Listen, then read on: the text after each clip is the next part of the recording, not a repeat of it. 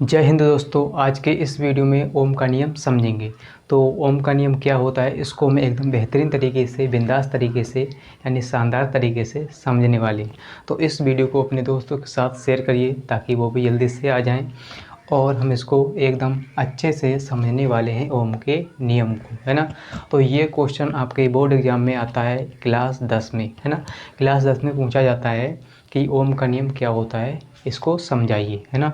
तो इस तरह से क्वेश्चन आपका आएगा। तो इसको आप बड़े ही बेहतरीन तरीके से कर पाएंगे अगर आप यहाँ पर समझ लेते हैं अच्छे से, तो है ना। तो इस वीडियो को एंड तक ज़रूर देखिए जिससे आपको एकदम बारीकी से यानी स्टेप बाय स्टेप समझ में आ जाए, है ना। तो सबसे पहले यहाँ पर देखिए मैंने लिख लिया है ओम का नियम, इसको आप समझेंगे। तो यहाँ से मतलब इंग्लिश में इसको हम कहते हैं ओम्स लॉ, है ना, ओम्स लॉ। तो ओम के नियम के अनुसार, है ना, ओम के नियम के अनुसार उन्होंने जो बताया था, है ना, ओम ने जो बताया था वो क्या कहा था।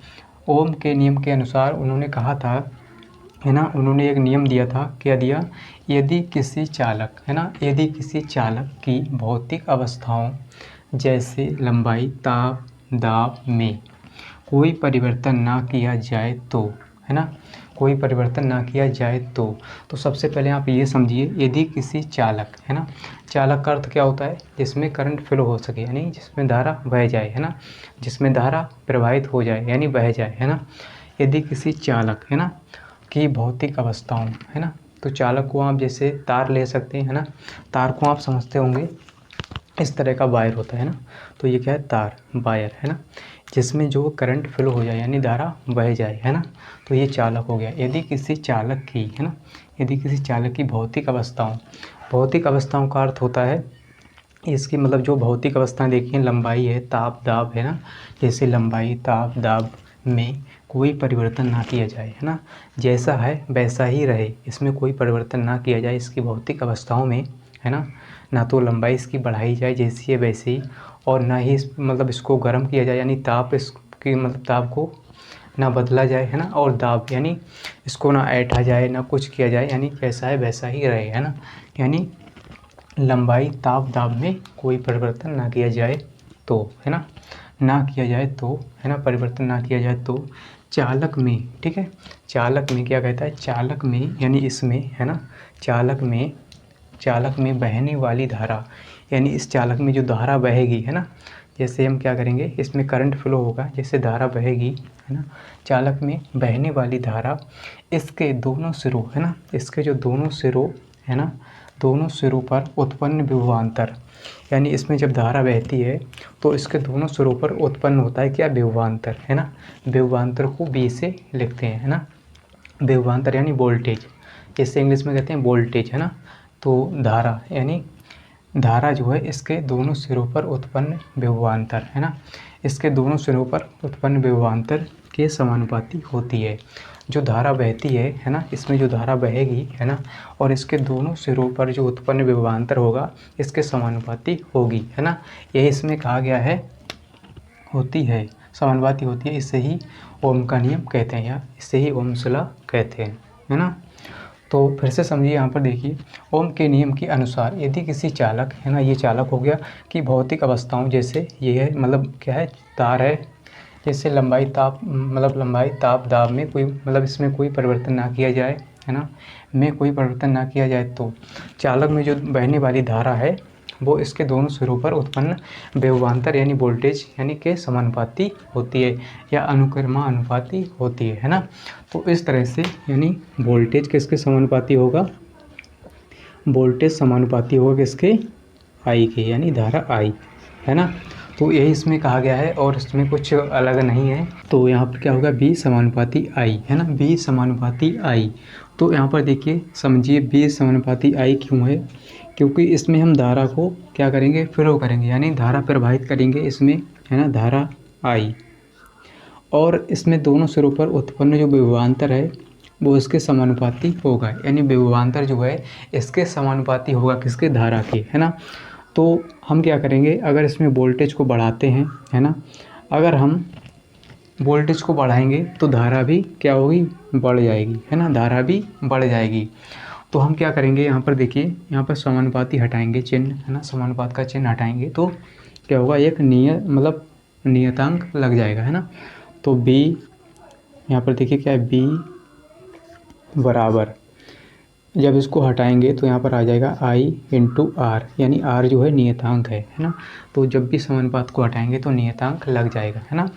तो यहाँ पर देखिए r क्या है, नियतांक। यहाँ पर लिखेंगे r, यानी जहाँ, ऐसे लिखेंगे जहाँ r क्या है, नियतांक है, नियतांक है, यानी नियत अंक है ना, नियतांक। तो यहाँ पर देखिए b बराबर क्या है, i इंटू आर, b बराबर i इंटू आर हो गया। तो इसमें फिर से समझिए, अगर हम वोल्टेज को बढ़ाते हैं तो धारा बढ़ जाएगी, है ना। यानी दोनों क्या हैं, एक दूसरे के समानुपाती हैं, या कहीं अनुक्रमानुपाती हैं, है ना, अनुक्रमानुपाती हैं। तो यहाँ पर आपने इस तरह से समझा, ये इसमें क्या है, विभवांतर है ना, दोनों सिरों पर विभवांतर है और इसमें धारा बह रही है। तो ये कोई चालक तार हमने लिया है, यानी इस चालक तार में क्या करेंगे, धारा को प्रवाहित करेंगे तो वोल्टेज क्या होगा, यानी वोल्टेज भी इसमें क्या होगा, उत्पन्न होगा, है ना।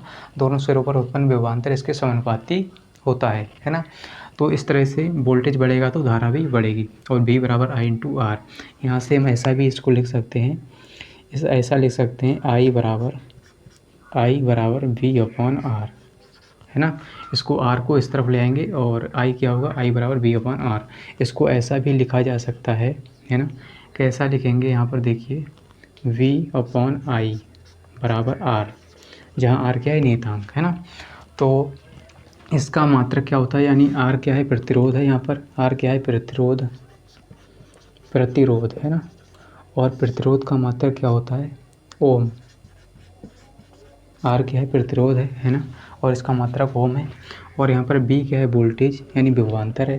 तो विभवांतर का मात्रक क्या होता है, विभवांतर का मात्रक होता है वोल्ट। क्या होता है सर, वोल्ट, है ना। समझते जाइए स्टेप बाय स्टेप। और धारा का मात्रक, यानी वैद्युत धारा जो बह रही है, इसमें विद्युत धारा जो बह रही है, इसका मात्रक क्या होगा, इसका मात्रक होता है एम्पियर। क्या होता है, एम्पियर, है ना, एम्पियर होता है। तो ये आपने समझा। तो इस तरह से आप कह सकते हैं कि वोल्टेज को बढ़ाएंगे तो धारा बढ़ जाएगी, है ना। और इसको एक बार फिर से समझिए, यानी फिर से मेरे साथ क्या करिए, इसको रिपीट करिए। आपको केवल 3 चीज़ें याद रखनी है, क्या, V यानी वोल्टेज और समानुपाती, और इसके बाद I, है ना। तो बोलिए, वोल्टेज, समानुपाती, धारा, यानी जो धारा है वो वोल्टेज के समानुपाती होती है, या कहें जो वोल्टेज है यानी जो विभवांतर है वो धारा के समानुपाती होता है ना। तो इस तरह से हम याद कर सकते हैं कि B समानुपाती I, B समानुपाती I। तो 3 चीज़ें आप याद करेंगे, अपने आप याद हो जाएगा। B समानुपाती I मतलब B समानुपाती I, है ना, B समानुपाती I, है ना। B किसके समानुपात है, I के, है ना। तो इसको एक बार फिर से रिपीट कर लीजिए। ओम के नियम के अनुसार, ऐसे कहेंगे, ओम के नियम के अनुसार यदि किसी चालक मतलब कोई चालक है, मान लीजिए तार है, यदि किसी चालक की भौतिक अवस्थाओं का मतलब जैसे लंबाई, ताप, दाब में कोई परिवर्तन ना किया जाए, तो इस चालक में बहने वाली धारा, है ना, इस चालक में बहने वाली धारा और इसके सिरों पर उत्पन्न विभवांतर,